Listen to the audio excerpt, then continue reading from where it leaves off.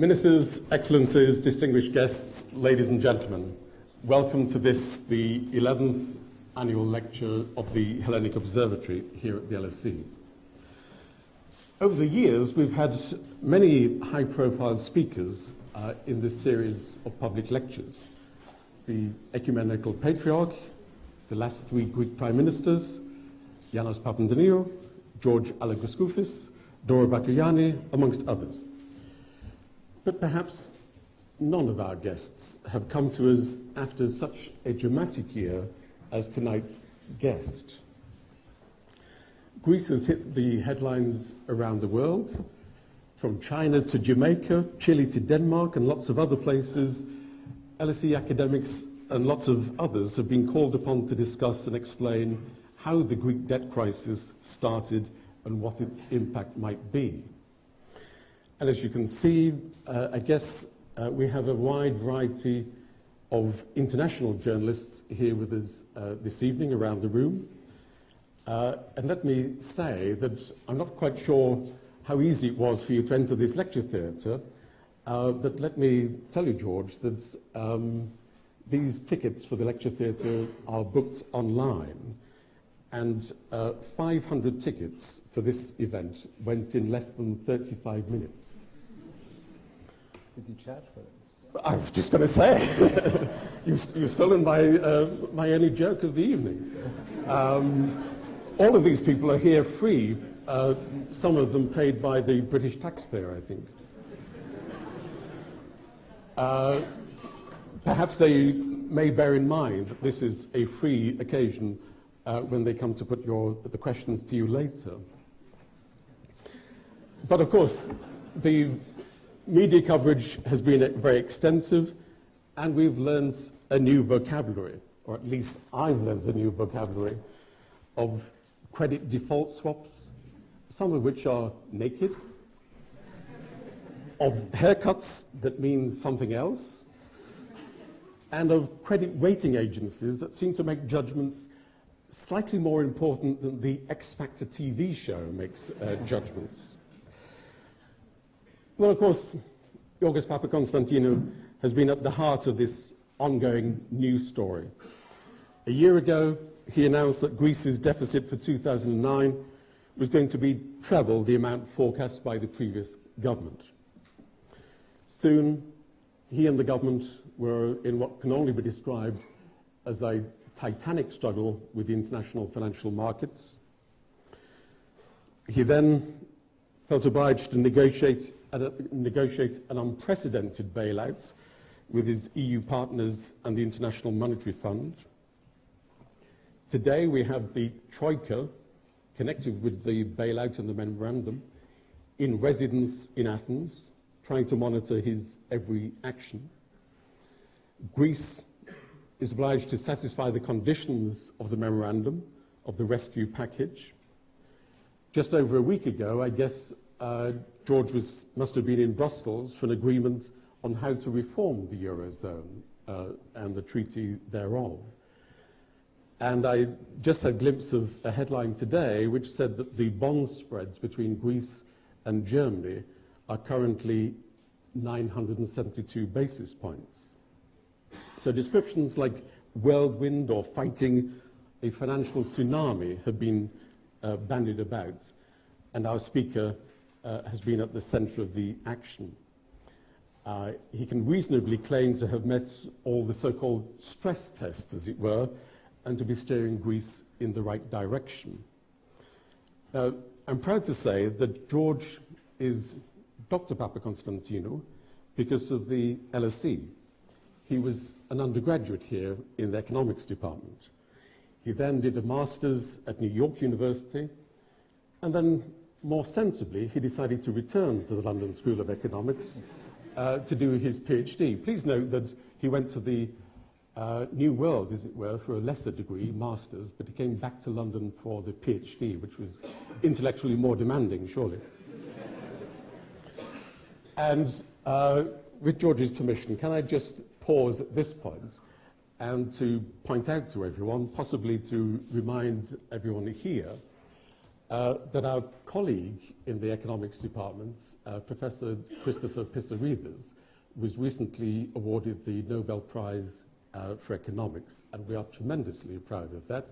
He is, that is, Chris, is an active supporter of the Hellenic Observatory, he's a member of our advisory board, and can I invite you to give him a very warm round of applause for this.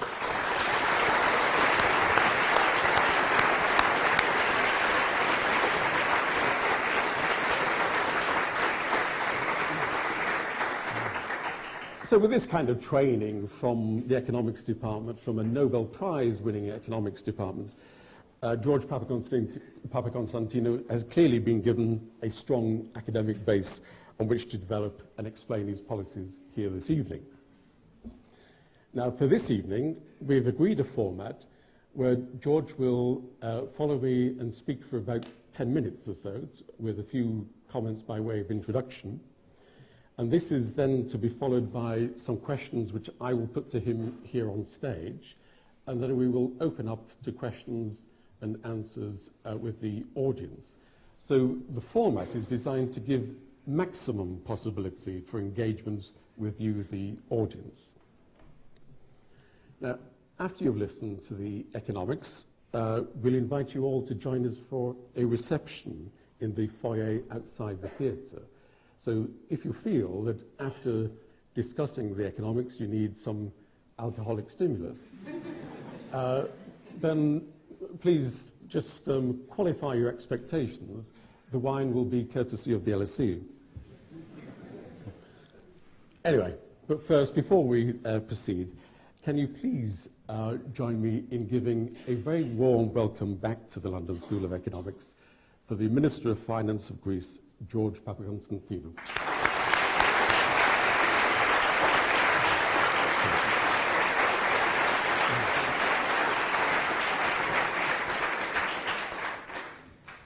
Thank you very much, and thank you all for being here. I was actually, Kevin, hoping to be doing this in the old theatre, because then I would be able to tell that the last time I was on the stage was directing Bertolt Brecht's Three-Penny Opera, which I think was a very good precursor to what I'm actually trying to do. I have very fond memories of this place, these 6 years. I met my wife here. She's actually an LSE alumnus herself, another economist. It makes me worried sometimes that the number of Greek ministers of finance have passed through this place. I don't know what that says about the country or the ministers or the school, but let's leave this for another day. What I will try and tell you in 10 minutes before we open this up to a discussion is a tale which is as much about economics as it is about politics. The tale of a country that about a year ago discovered itself and its problems, saw the precipice coming, averted catastrophe, and is now on its way to do the kind of things that it should have been doing many years ago. The tale starts last October. You have a fresh, new socialist government coming to power, having won an absolute majority in parliament, 157 seats in a 300-seat parliament, full of hope and wanting to change things, having discussed a lot about transparency, rooting out corruption, changing the productive base of the economy, moving to a green economy, a new growth paradigm, more social equity, and then suddenly coming to power, only to discover that it was facing three immediate challenges. One was a terrible fiscal mess. We knew things were bad. What we didn't know is that the deficit was going to turn out to be double what had been officially reported by the previous government only a few days before elections. They had reported to the EC, to the European Commission, 6%. It ended up being 12.7%. Eurostat next Monday is going to come up with the final figure for 2009, which is going to be substantially higher than that. Remember, this was a year when the budget was predicting the budget voted by Parliament, a deficit around 3%, actually below 3%. multiply this by a factor of at least 4, and that's where we ended up the year. Next to that, you had the more long-standing but pressing challenges having to do with a competitiveness problem. The country was clearly importing more than it was exporting, double-digit external deficit, not sustainable within the Eurozone if you do it over a number of years, which had ballooned over 4 or 5 years. And under that were broken institutions, public sector not working, corruption, lack of transparency, and clearly the citizens feeling that they were paying, those that were paying their taxes, were not getting anything back in return. And to cap it all, you had an immediate, and perhaps the most pressing of all, a credibility problem. Nobody believed our numbers, nobody believed our policies, we had zero credibility. So we started what in effect was a race against time, and a race against a rapidly closing window of opportunity, with the financial markets that were until that moment clearly underpricing Greek risk. Up until January, February, clearly underpricing Greek risk. Waking up to a country with a huge deficit, with a debt over 100% and in a completely unsustainable path, and a worry about whether this new government was actually A, getting it, B, willing to do anything about it, C, able to do anything about it. So we started off with a budget that pledged to reduce the deficit 4 percentage points. We convinced the European partners with a stability and growth program that had a 3-year horizon. We took additional measures when these were necessary, and yet these were not enough to convince a market that was rapidly coming to the conclusion that we were a lost case. At the same time, the story has a plot which goes on in a different room, and that's Brussels. At the same time, the European Union, to be more precise, the Eurozone, is waking up to the fact that the institutional architecture that we built many years ago, where everybody realized that a common currency area without stabilizing mechanisms has a leg missing, while everybody was starting to realize that the textbooks were actually right. You cannot have a common currency area without a common economic policy. And what we had was very much a second best. To that add the political calendar in a number of countries, their constitutional problems, there no bailout written in the treaty, and you have an explosive situation whereby literally one day before a 9 billion bond matured, we actually received the first tranche of a 110 billion loan that we agreed with the European Union countries, the Eurozone countries, and the IMF, in exchange of which we pledged to a 3-year, very tough economic policy program. 110 billion is the biggest sum ever loaned to a single country. 30 billion from the IMF, 33 times the Greek quota in the IMF. The IMF had never loaned this kind of money to any country. And certainly the Eurozone countries had never actually, in this short space of time, managed to assemble together a rescue mechanism. You can argue that it took them longer than it should have, yes, but you can't but marvel at the fact that at the end of the day, they were there. They rallied. And I think this is an important lesson for anyone doubting the ability of the Eurozone to defend itself. Yes, it's awkward, it's got its problems, different people going in different directions, but at the end of the day, the members are there for those that do the right job. Now, a 3-year economic program with a fiscal pillar, a structural pillar, and a financial stability pillar. The fiscal pillar was, of course, the cornerstone, the centerpiece. An unprecedented 3-year program to bring a deficit to below 3%. A front-loaded program with half of the whole adjustment in one single year, 2010. Never been done before.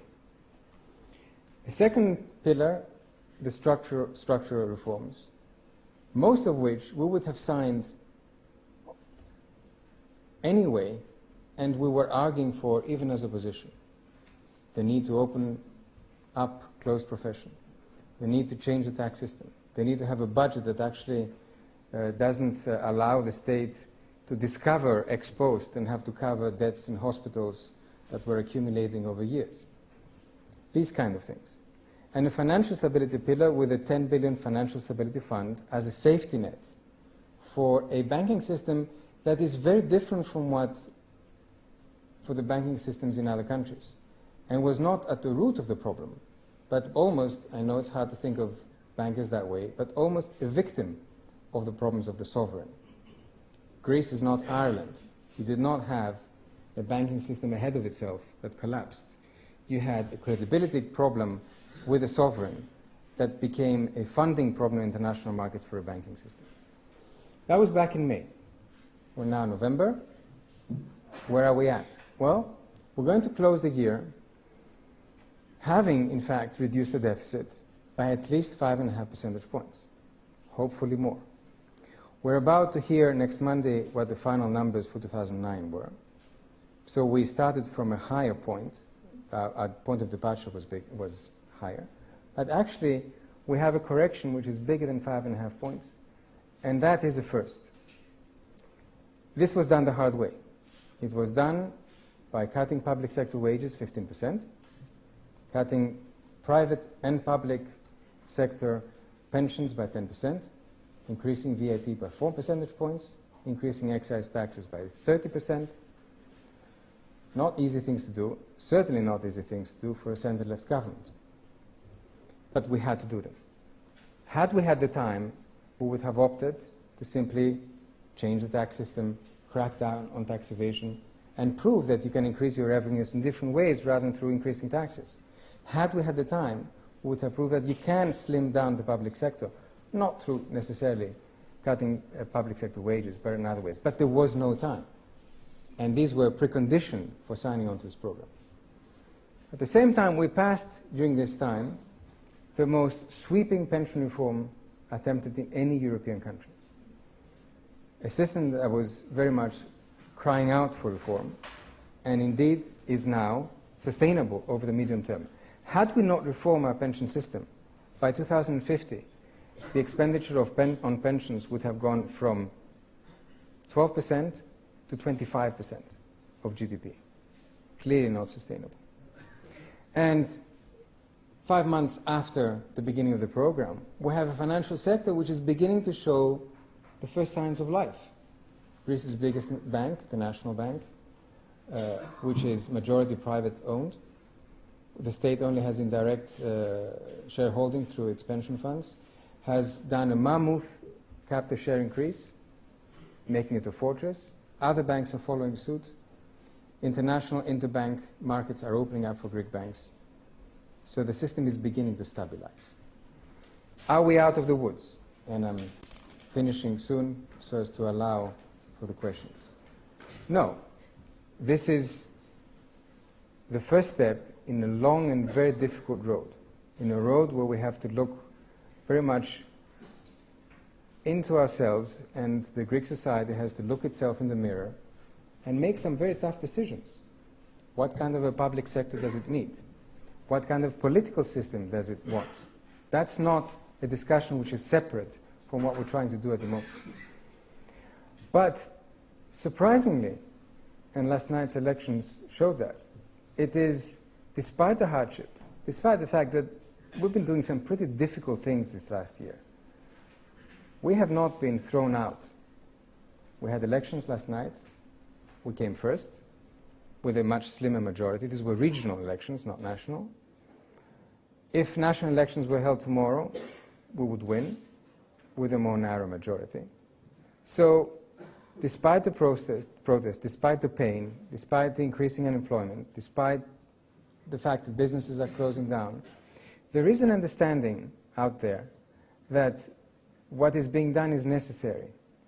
And what we're trying to do is two things. One, show the perspective. is there gain at the end of pain? Will these sacrifices amount to something? We think so. And two, to try and do it in as socially just a way possible. It's not always easy. But we have tried, for example, to shield the lower paid, the lower pensions. I'm finishing with 3 lessons which are simple, I would even say simplistic, and that I take out of this whole thing. And they are lessons that have to do with Greece, but they also have to do with Europe. Lesson number 1, things tend to catch up with you. If you delay for it's very simple. If you delay for a very long time, eventually your broken institution, your fiscal policy will catch up with you. And as far as Europe is concerned, the lack of an institutional architecture for a really common currency area will catch up with you, as it has done in the case of Greece and other peripheral countries. Lesson number 2, time costs money. Had we acted earlier on a European scale, things would have been easier. The more we delayed, the more the price tag went up. But we acted.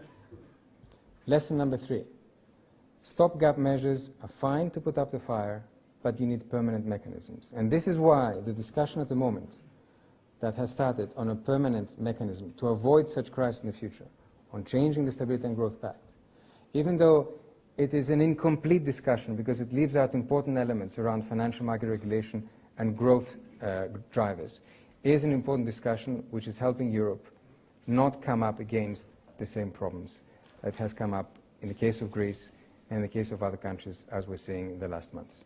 Thank you.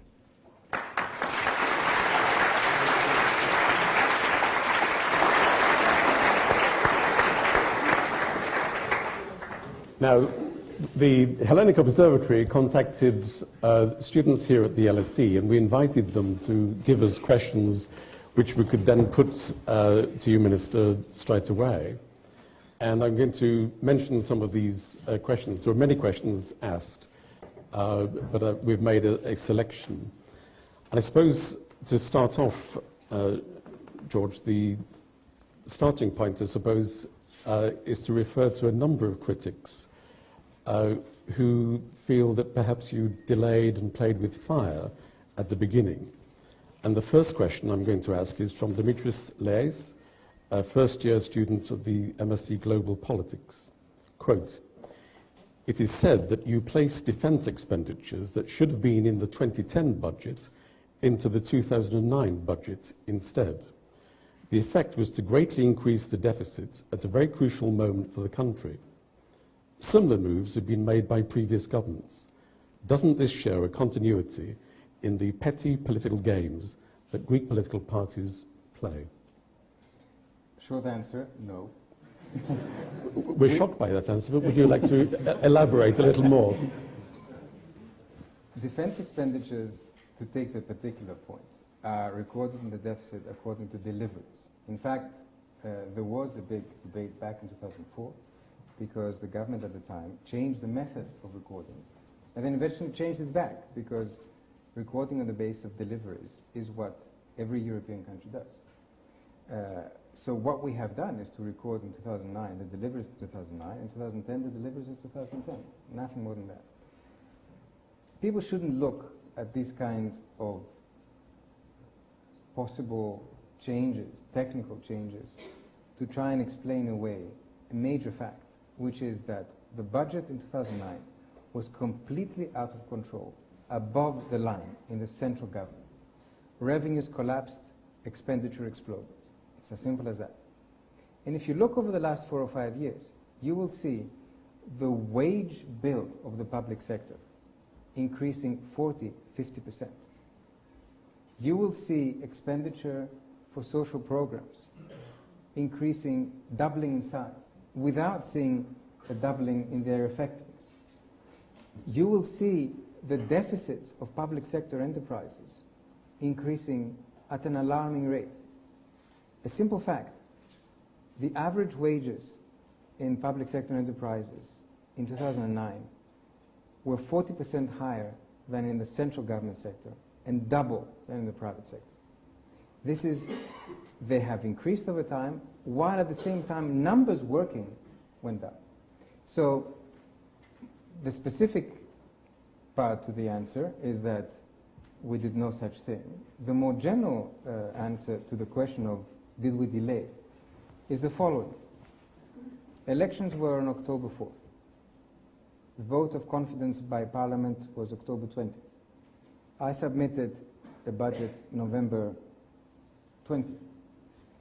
In these 20 days, we had to make a budget from scratch, and I submitted a budget that had a 4 percentage point reduction in the deficit with specific measures. So we did not delay. We took measures right away because we saw the problem right away.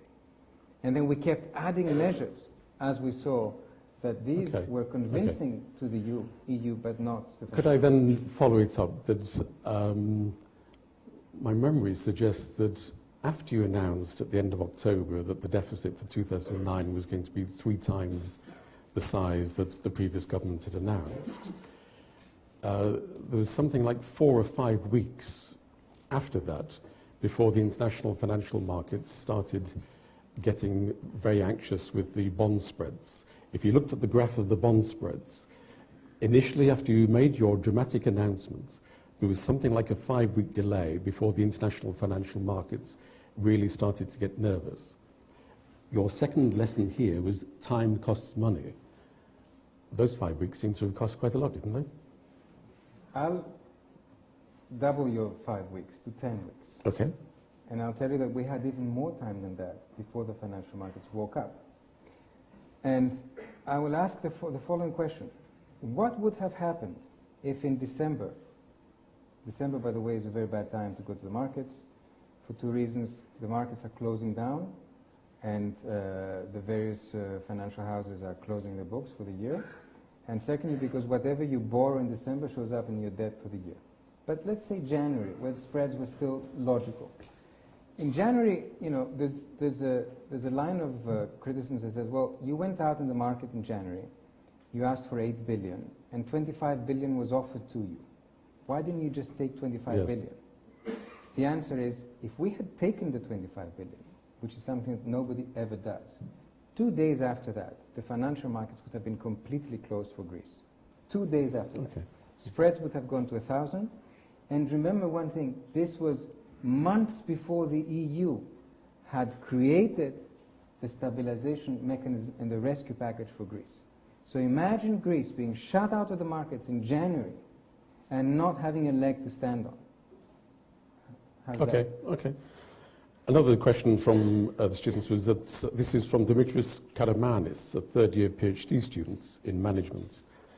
My parents are school teachers, and they are faced with severe wage cuts. At the same time, tax evasion remains at very high levels. Please mention actual facts showing that this problem is being tackled. When would you expect the Greek economy to start benefiting from your action to tackle tax evasion and to reassure my parents that fairness is at the heart of the policy? The students' parents are absolutely right. Tax evasion is a huge problem. It is a scandal. It is theft of public money. And it is a disgrace that we had to cut the salary of low-paid teachers and not being able to, in one fell swoop, bring in all the tax revenues that were lacking. But unfortunately, you can't do that immediately. And even though I try to argue with the so-called Troika, the EU, the IMF, and the ECB, we call them the Troika, that, look, you know, we're changing the tax law, and we're doing all these things, and this should increase my tax revenues because I'm bringing in I'm bringing down tax evasion. They said, well, why don't you do it first? For the time being, can you please cut wages? And then we can come back and talk about that later. And please increase your VAT rate by 4 points. Later, once you've done something about tax evasion, we'll talk about it. Now, have we actually done something about tax evasion? Well, yes. We passed a law in April, which refers to 2010 incomes on, so you'll see it from 2011, whereby we have introduced some simple things, such as presumptive taxation based on proofs of living, standard of living. So if you are, say, a doctor, just to take one random example here, and you happen to live in a house in a nice northern suburb of Athens, and have a second house in an island, have 2 kids in private school, own 2 cars, and declare €15,000 a year, well, according to the new system, you will be taxed for 100,000 automatically, whatever you declare, and then we'll go after you. So we are making simple changes to the tax system to automatically try and do something about tax evasion. We have beefed up the tax police, and we have begun to unearth things that were clearly hidden. For the first time, we cross-checked income and assets. This had never been done before to the extent that we did it. And we discovered that, yes, there were people with multi-million-dollar or euro houses declaring very low incomes. We went after them. We seized property. We seized yachts in marinas, and we prosecuted. The problem we're faced with, and I will close with this, is that we have a very cumbersome judicial system. It takes 7 to 10 years for a tax case to be settled in the courts. There's over 30 billion pending in Greek courts, 150,000 cases. Unless you do something about that, even if you reduce the probability of being caught, you don't reduce the probability of ever paying. 1% of fines that are actually implemented are paid to the state coffers. Why? Even though there's a law that says you cannot go to court before you pay 25% of any fine, you go to court and a judge waives that 25%. So we are changing that. We're passing a law now to shorten the time limit, to make sure that people cannot continuously appeal, and they cannot hide behind the judicial system. It's a battle, and the one thing that we hear most vocally from Greeks is, fine, do whatever you want, but please put some people in jail. And that is, and they're absolutely right, and we haven't done that yet. Gosh, that sounds... perhaps we could take a vote as to who should end up in jail, but... Final question from one of the students. This is from Vasiliki Tabularia, first-year student in management. Because of the economic crisis in Greece, many young Greek people have decided to go abroad in order to find a good job. Can we be optimistic that in the near future, job opportunities in our country will gradually rise and those young people will be willing to come back to Greece? That's the hardest question to answer of the ones you've asked me. Because I wish I could simply say yes, but it's not that easy. It's a long process. And it requires much more than simply putting the economy back on track. It requires a real change in the educational system, a real change in the way the public sector works. It requires a change in attitude so that people don't see young people as a liability in their businesses, but as a real asset. It requires a different business environment so that young people can actually feel much stronger and have the funding to start new businesses. We're doing a lot of these things, but I cannot claim at the moment that we have created an environment where this outflow, which we have not seen for a very long time, and we're seeing again, can stop.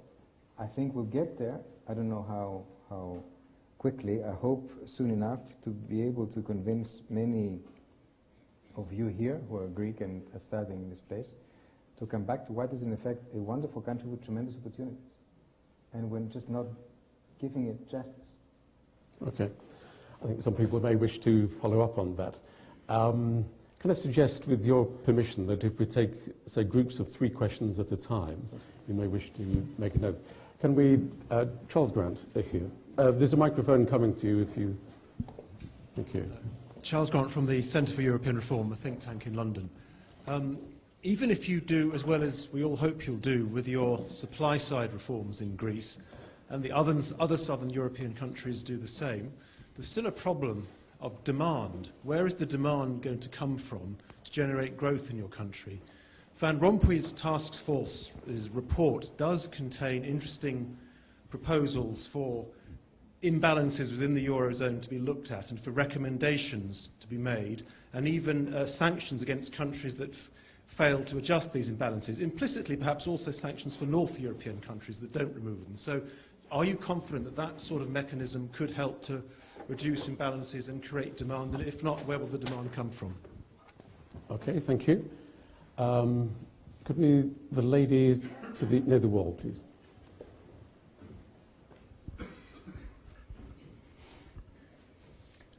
One lesson you mentioned in your speech was the idea that things catch up with you.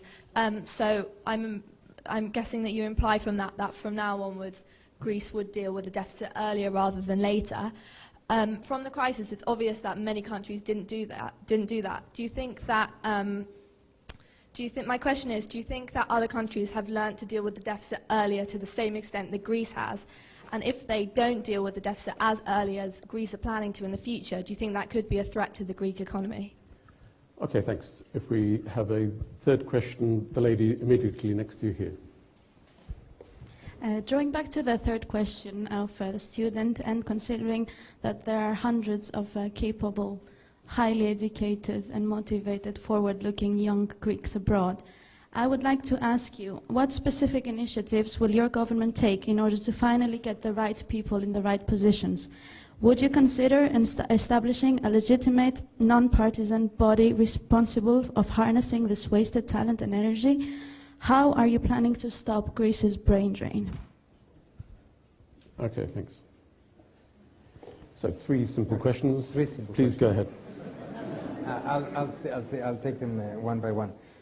Charles Grant's question about where will demand come from. First of all, I'm glad you mentioned, because I think that's not very well understood, that the solution to the medium-term debt dynamic lies to a very large extent on where growth will be in a few years from now. And the potential growth rate depends to a very large extent on whether we are successful in what is in effect a supply-side shock.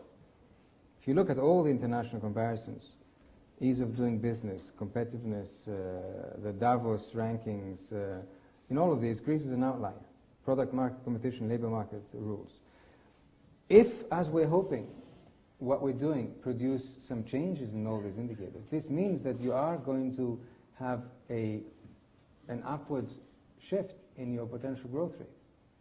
And that will help you have more sustainable debt dynamics. Now, in a certain sense, supply creates its own demand, to quote a well-known phrase. We have lived for a very long time with a clearly unsustainable demand pattern in Greece.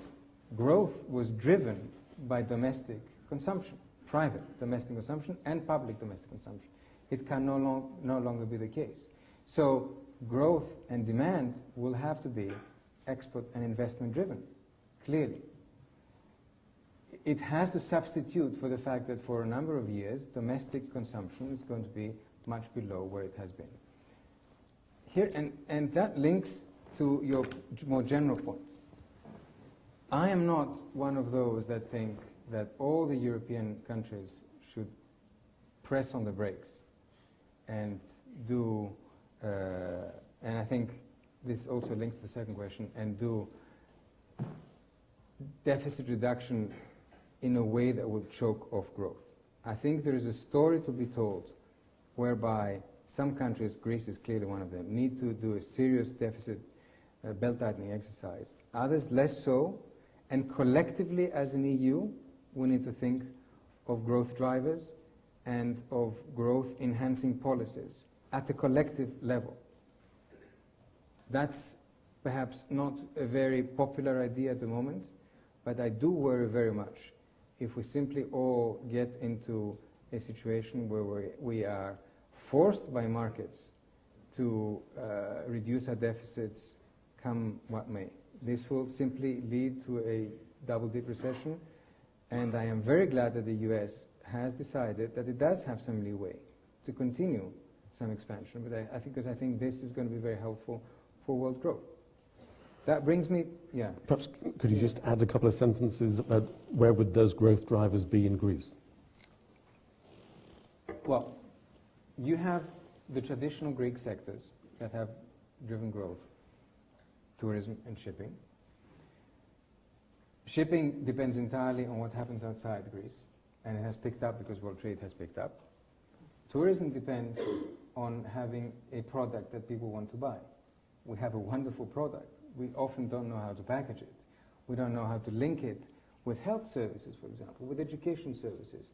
with products that are labeled and that make people want to buy them, with the culture industry. Once you link this, you have a collection of sectors that, not by themselves, but are an important drive in the economy.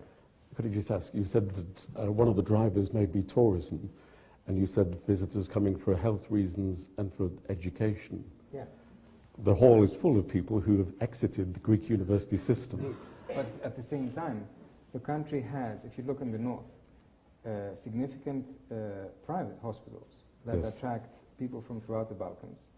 Greek universities, if they could only get their act together, could act as a hub for the broader region and attract a lot of people, not from the UK, but from other countries. So I do believe that there is a potential there. And then you have a number of other sectors. Building again or creating new competitive advantages around green energy, using the sun, using the wind that we have, and around high-tech sectors which are possible in a country with the human capital that Greece has, because we have the human capital. Israel is a very nice example in that respect. Moving on to the question of deficit and dealing with it earlier. We are now in a situation where every country is falling over itself to please the market. We may like it or not, but that's the case. And every country has to prove that it has the not just the ability, but the political will to cut its hands and do all the difficult things to convince the market. This is not necessarily healthy, but that's the situation that we're in. Countries now have to move in a very abrupt way because it is true that over time they have not looked at the underlying dynamics of their public sector expenditures vis-à-vis their revenues. If you look at Greece, 2009, we had a deficit, we ended up having a deficit of over 30 billion. 2010, we'll have a deficit around 20 billion. We're talking about a 14 to 15 billion reduction in the deficit. But even in 2010, if you end up around 20 billion, you still are spending 20 billion more than you have. That's not sustainable. You have to do something over time. And you cannot simply do something on the tax side because you're choking the economy with, and you cannot keep increasing taxes. You have to do something mostly on the expenditure side. And that has some very tough decisions about what you do with the public sector and what the public sector should be spending and shouldn't be spending. Third question, initiatives for young people. One thing that we are trying to do is to, because there's no magic bullet here, is to bring back a sense of confidence in institutions, transparency. We've opened up government jobs to an open process where people could simply apply, and some were actually hired to their surprise. We have put all the decisions regarding spending of public money on the web as a legal requirement for those decisions to be valid. That's not been done in any other European country as far as I know. Why is this related to students or Greeks coming back? Because I think that what is holding people back is a sense that they would come back to a country where institutions don't work, where there's a political system that doesn't represent them, and where a business sector is entirely dependent on the political system and isn't, in fact, looking for new talent. So you need to work on all those factors, on the issues of cleaning up the political system, improving the public sector system, and then opening up businesses and giving the possibility with specific initiatives. I'm not a great believer in kind of saying, let's put aside 100 million euro to subsidize businesses from young Greeks coming from abroad. I don't think that is the answer. The answer is to have an economy working on a different basis. That's more difficult. It's not as easy, but I think it's more sustainable than the other solution. Okay, thanks. Perhaps 3 more questions. There's the gentleman in the middle with the pink or red tie.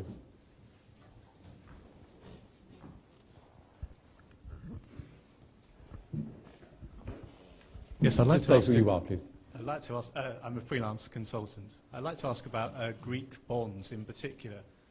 Can you confirm when the Ministry of finance issues a bond at 100%, that it actually considers that it is worth 100%. The reason I ask that is because there's currently a Prime Minister's inquiry suggesting that the previous government issued bonds that subsequently were only worth 85% of their value. And on the structured bonds, were these transactions done fairly or fraudulently? Okay, thank you. Gentleman right at the very front, please.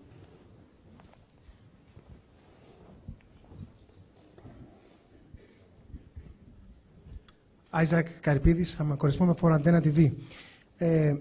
Speaking about... a question of a journalist or a member of the audience? A question of a journalist. Speaking about tourism, is that true that you had a meeting with Mr. Geroulanous, the Minister of Culture, in order to reduce the VAT in some tourism products, such as accommodation? If that's true, are you going to do it? And if yes, when? Thank you. Okay, thanks. Gentleman there in the blue shirt.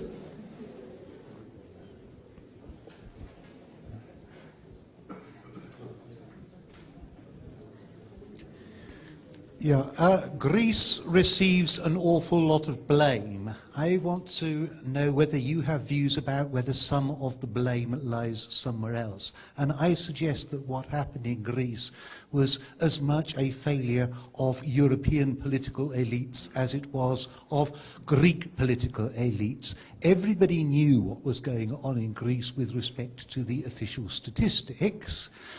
Everybody, however, was very keen to have Greece in the Eurozone. Everybody was very keen to make the project or the mission work.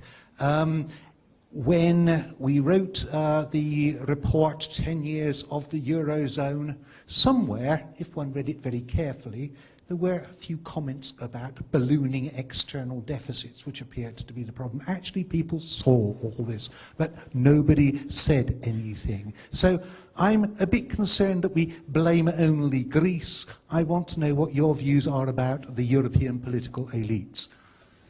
Okay, thank you. Let me first deal with a question from the journalist, because I will clearly not divulge in London the contents of the 2011 budget, which will be submitted to Parliament next Thursday, so I will pass.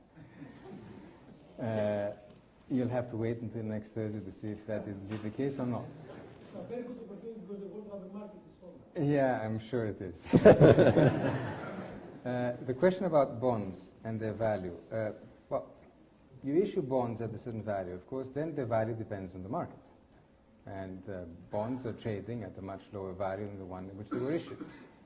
I assume that's not what you were talking about. You were talking about whether there was some sleight of hand in a certain sense. Perhaps there was in the past. What we are doing is being completely above board.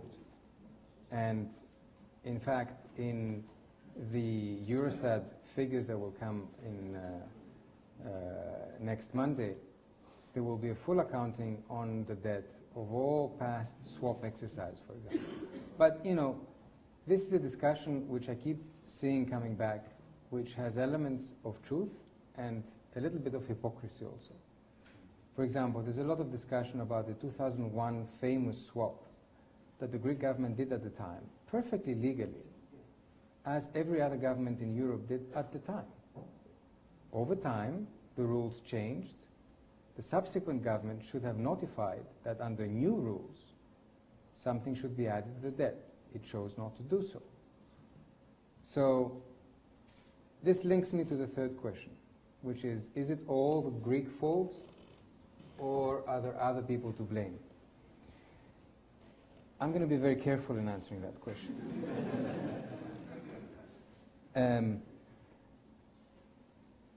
You can have a very interesting discussion about what people knew and didn't, and whether they should have reacted earlier or not. And I could go a long way to see some truth in what you're saying. But at the end of the day, a country needs to take care of its own problems. And a country has to face its own problems. We have a debt which as it stands now is not sustainable. It's beginning to be sustainable because of our policies. We cannot be running deficits of 20 billion euro. We cannot continue to have a competitiveness falling over time. We cannot have institutions that are not working. We cannot have a tax system that does not deliver services to citizens by taxing those that they should be taxing. Nobody else is to blame for that. Okay. The gentleman in the very centre here, please.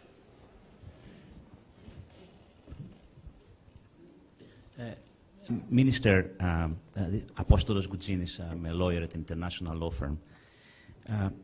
Since 1981, since 1981, your party has been in government for more than, I think, 18 or 19 years. Over the last 30 years, since that year, Greece has received an enormous amount of support from the European Union, and has also shown a remarkable rate of economic growth. And yet, here we are, we're almost bankrupt, or effectively bankrupt. In your opening statement, you asked the Greek society to look at itself and look at the mirror and decide what they want to do. I think it's a difficult question, but as a member of a political elite that has governed Greece for so long within very good conditions, have you looked at, or has the party or the political elite looked itself in the mirror and asked itself how it managed to bankrupt the country? Okay, thank you. Roger Little here, the gentleman with the red tie. Lord Little. I very much agree with you that, and admire your saying that, Greece has to address its own problems, and of course a lot of these problems would have existed whether or not you were in the euro, and you still have to address them whether or not you're in the euro. But I wondered if you are able to say anything about what you think about Germany's. I'm thinking of this from a European point of view. What you think about Germany, having had these close dealings with Germany, what you think about Germany's attitude towards the future of the European Union. I think a lot of us in Britain were taken aback that the popular newspapers in Germany were rather like the Sun newspaper in Britain in their xenophobic attitudes. But what about the German elite, and can it deal with the populism that's obviously there in Germany, and makes it quite difficult, I think, to produce sensible reforms of the euro area? You can tell when things get really bad when other countries start having newspapers like the Sun. Some of us think it's really rather remarkable that Britain has a newspaper called The Sun. Anyway, the gentleman in grey here, please.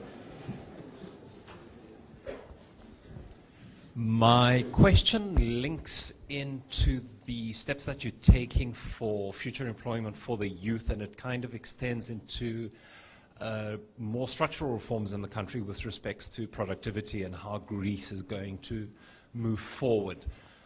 I'm going to make an observation as someone who's worked both in Africa and in Greece. I worked for one of the country's largest private lenders. And the problem that I saw there in the private sector was nepotism to a very rampant degree. Now, when you responded previously, you said what steps were being taken in the public sector. But I think the problem is far more endemic. It extends way beyond any problems which exist in the public sector, in the sense that during my time there, I saw in one of the largest private sector banks, people taking positions because they knew a manager, or because their uncle was a director, or because they had some connection to an employee in the bank, and not because they were the most qualified.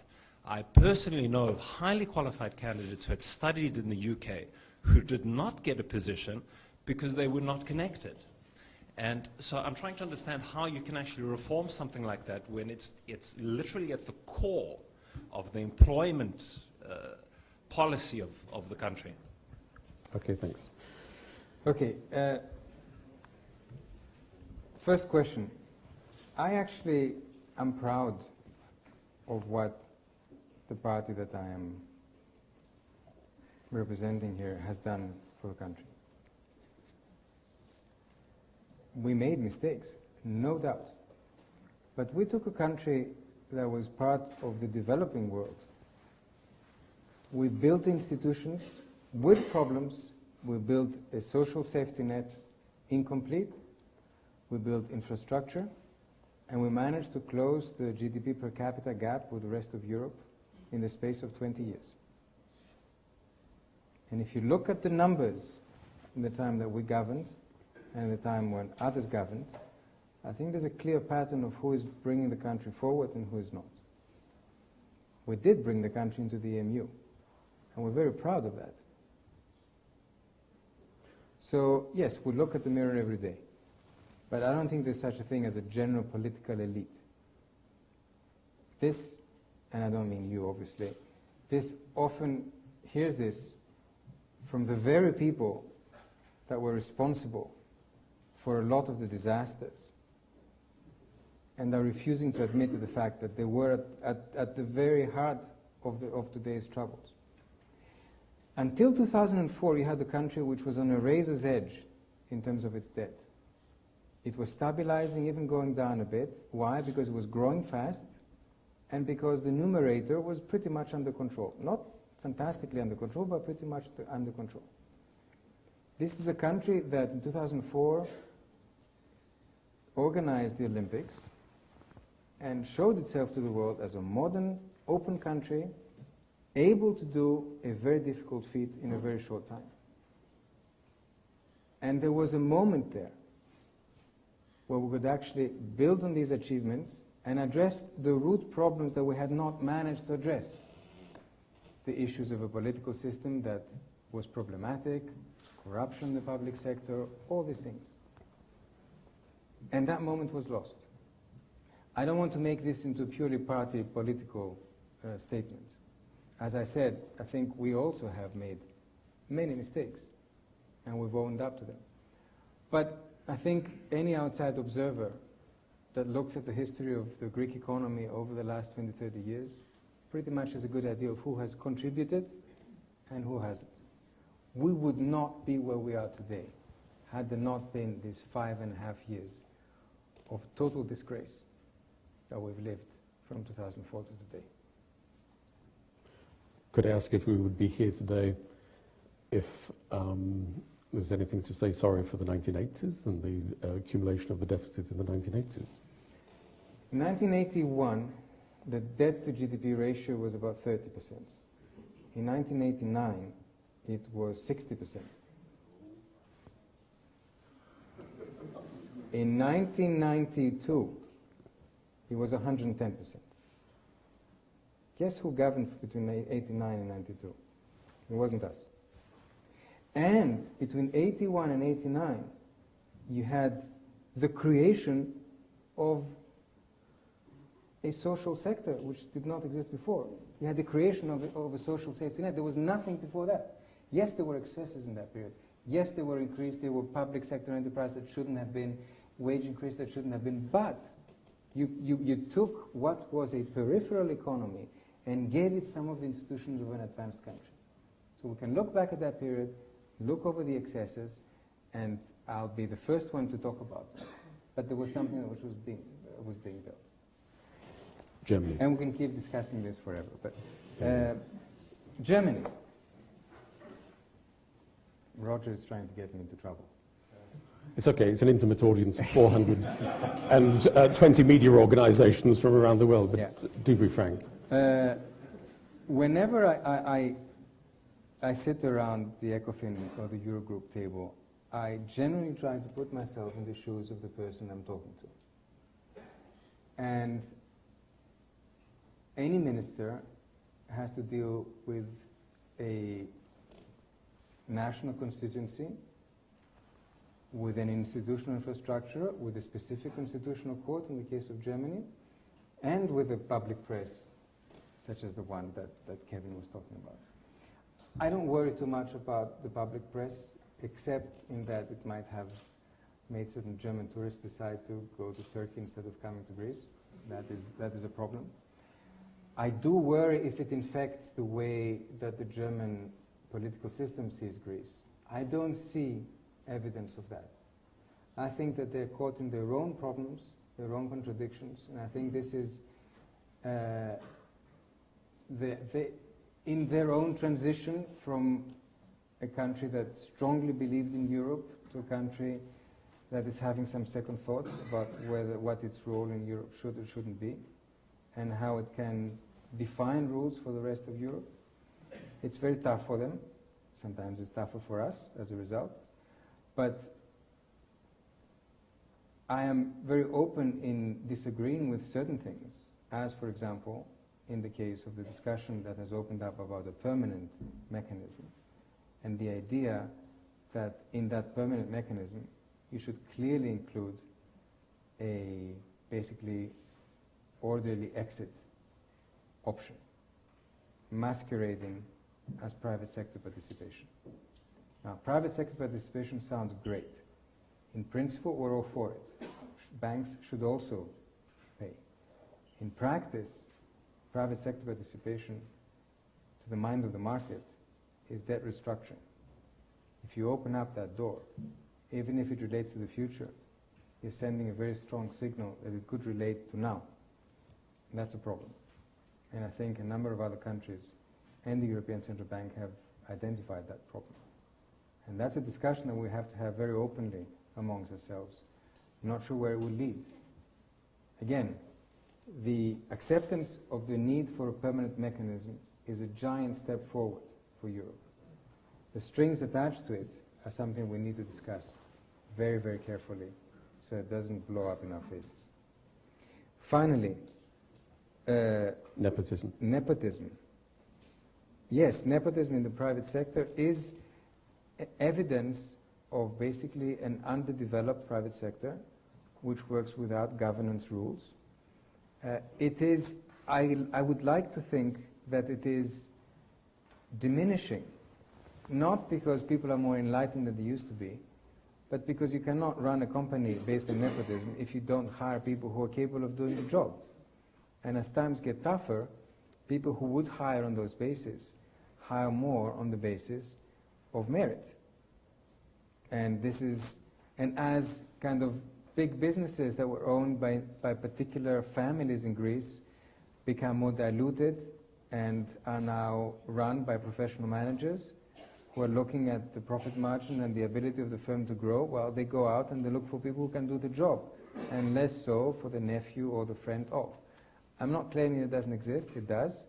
I'm not claiming it's going to go away immediately, but I do think that just as the whole country is changing, the private sector is also learning to go with a different set of rules than it has in the past. We cannot do very much except encourage that direction, for example, through corporate governance rules.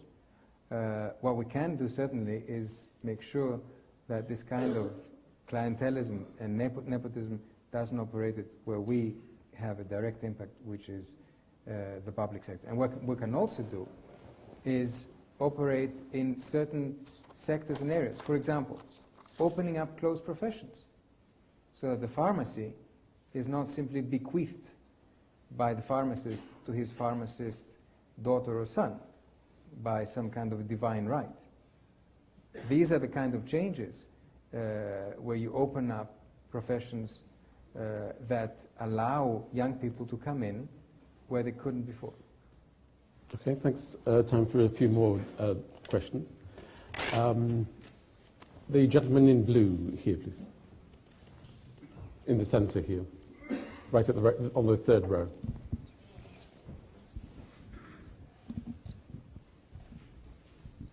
Hello.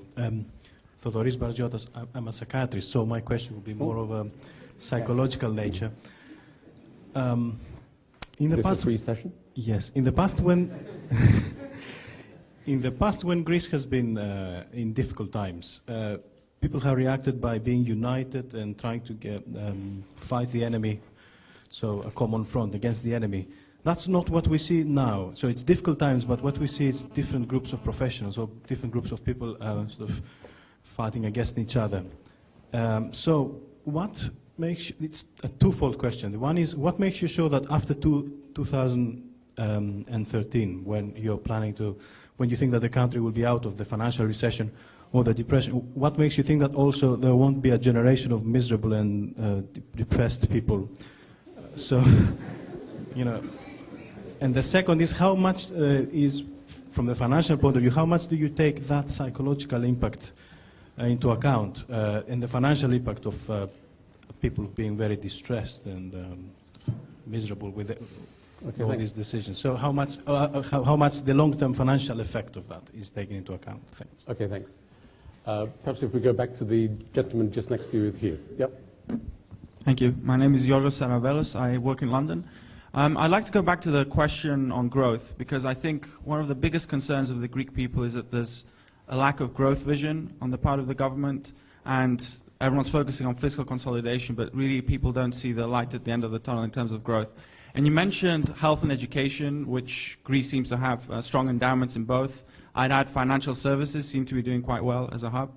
But if you look at government policy, it doesn't really seem to be supporting these sectors. So financial services, the Prime Minister is, and I know this might sound controversial, but bonuses are being taxed at 90%. So, you know, if there's any people coming from London back to Athens, they've been pushed away.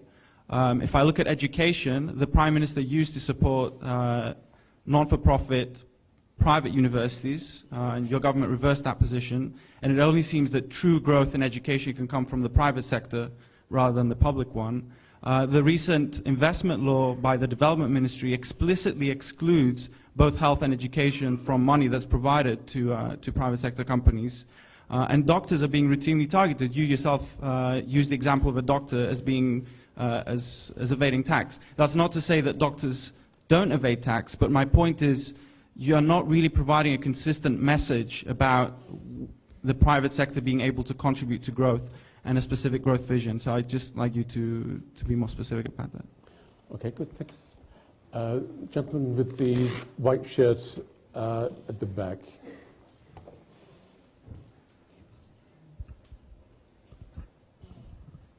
Thank you for coming here. Ioannis Giorgos from Credit Suisse. When you started your speech, you said there were two problems that you woke up to. One was the budget deficit, that was a number.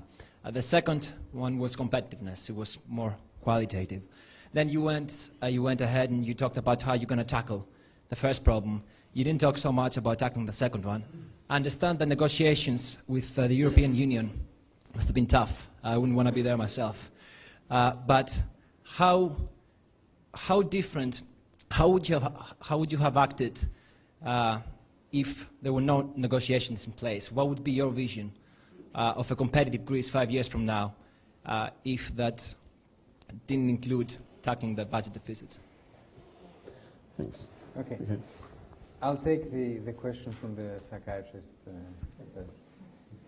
And I'll tell you a story that was told to me by a friend. He said, we were in this group of people the other day.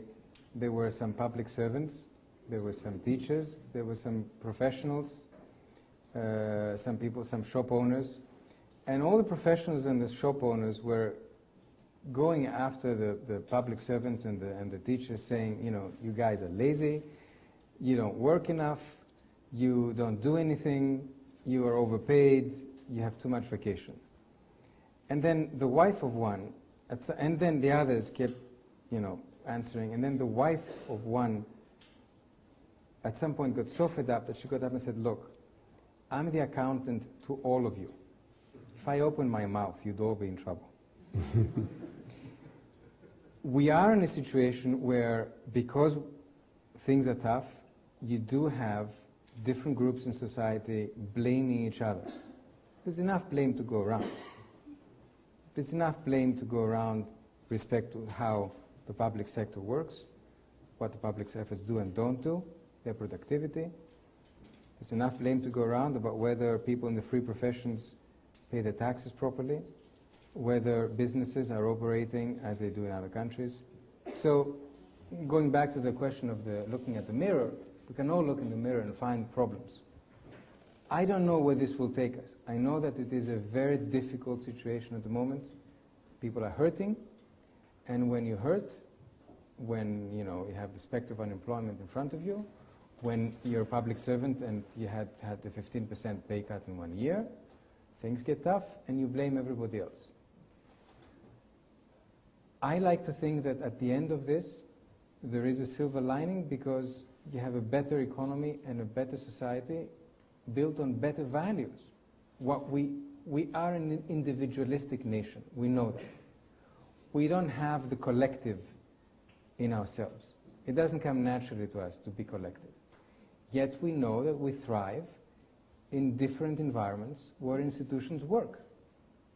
So there's nothing wrong with our DNA. In fact, we have great DNA. We prove it whenever we work in societies that actually work. Why can't we do it in our own society? So my point is, if you operate on these things, if you work on the institutions, if you work on incentives and disincentives, if you make clear that there are rules and everybody needs to respect those rules, and you don't make exceptions for your friend, your neighbor, your voter, then eventually you convince society that there is a collective good out there and we all need to go after it. I don't have a better answer to that. Growth and the vision. First, a small point about the 90% tax on bonuses. I'll defend that. I think that's a legitimate policy to have. We're not the only one. The US had it. When you are actually paying and helping all the banks, and when you have excesses in payments to top managers and banks, which in no way reflect their productivity, then you can have, as we have put, a 90% top tax rate, which does not affect the 1,000 or 2,000 euro or pound bonus that somebody will get in a private bank, but does affect the huge bonuses that some people in management got, which were in Greece, as in other countries, completely out of control. So I'm not going to apologize for that. Now, the issue of the growth vision, the vision thing, as somebody would say.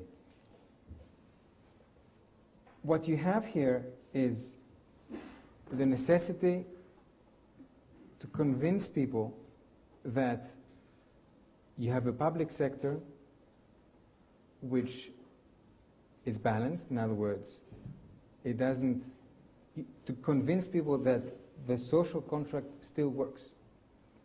They pay their taxes, they get something back. Businesses can start and work with a minimum of bureaucracy, and at the end of the day, the tax man is not going to come knocking on the door asking for a bribe so he can go away. These are the basic things behind a real, true growth story. Then, if you have achieved all this, then you can start talking about individual growth sectors, growth drivers, tourism and the others that we've talked about. But to be able to talk about sectoral growth drivers, you first need to get the fundamentals right. There will be no growth in Greece if you don't bring confidence of international markets back. Why? For a very simple reason. There is no growth without investment. There is no investment with markets closed. And markets will only open when they see deficits coming down and confidence returning. So it's very simple. We can talk about growth forever here. Growth will start resuming only once deficits are under control. And of course, you then do all the things, the kind of structural reforms I've talked about, I don't want to repeat myself, and then you look at individual sectors. And I have nothing against doctors, but my data do tell me that it's one of the professions with the highest tax evasion in Greece. And therefore, I will go after them, not because of any kind of vindictive attitude, but because one of the first things I did was to look in the most expensive area in Athens, Kolonaki, most of you know it. I asked my IT people in the ministry to give me the the doctors in that area, there were 150. 30% of those were declaring incomes below tax-free level, below 12,000 euro. I rest my case. Now, third point, competitiveness issues and how to tackle them, and what would you do without the MOU? No, there's a demonization at the moment in Greece about the MOU. People equate the MOU, the Memorandum of Understanding that we've signed with our partners in the EU and the IMF, with wage cuts. But the MOU is not just about that. The MOU is about structural reform. It's about, I'll say it again, opening up closed professions, opening up markets, removing impediments to business. It's about assessing your social programs and make sure they work. It's about fundamental reforms in the education system. It's about opening up the education system, one of the problems of the previous question. They're all in the MOU. And they're all things that we wanted to do in the first place. And we negotiated a lot of these within the MOU. Obviously, we did not come to power wanting to cut wages and pensions. These were necessary to do because we were at the point where we were. But a lot of what is the MOU are policies that this country needed. They are policies to increase competitiveness. You don't simply increase competitiveness by cutting wages. Our unit labor costs have already fallen as a result of some of the measures that we've taken. And competitiveness is not simply about price competitiveness. It's also about non-price competitiveness, about institutions. It's about producing goods that other countries can buy and moving up the value chain. And that has to do with investments. Investments in innovation, investments by highly qualified human capital. And building on all these are also depending on measures that are in the MOU and we're going to be implementing over the next few years. Okay, I'm afraid with the time, it's gone very quickly and we have to bring matters to a conclusion. Can I just explain that the lecture this evening and the discussion will be available as a podcast from the LSE's website, and you can download that shortly. As we finish, can I give a couple of thanks? Firstly, to our colleagues in the conferences office at the LSE, which do a very professional job in organising these events. And secondly, to my colleagues in the Hellenic Observatory for having administered and organised the event so professionally. I've just been given a note by the security colleagues. As we finish, can I please ask you to remain in your seats whilst the Minister exits up that gangway? And could you please not delay the Minister as he exits the lecture theatre? It'll be tempting, I know, but please restrain yourself. And you know that there is a reward. Immediately outside this lecture theatre, the Minister will be available for a reception, and we ask all of you, invite all of you to come and join us at that reception immediately outside. So the quicker we get out, the better. So can you please remain in your seats? However, can I please ask you now to join me in giving a very warm appreciation to our speaker this evening. Can we make a quick exit? Yeah, okay. You take this?